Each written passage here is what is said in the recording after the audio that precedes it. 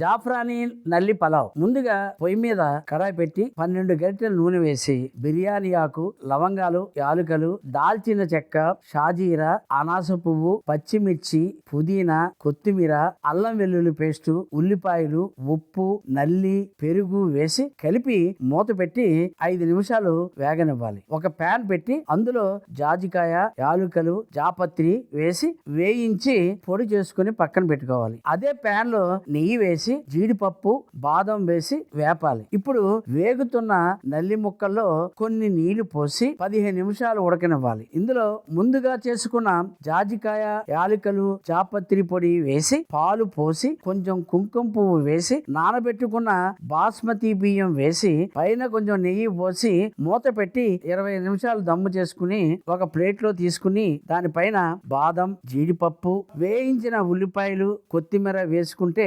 జాఫ్రానీ నల్లి పలావ్ రెడీ.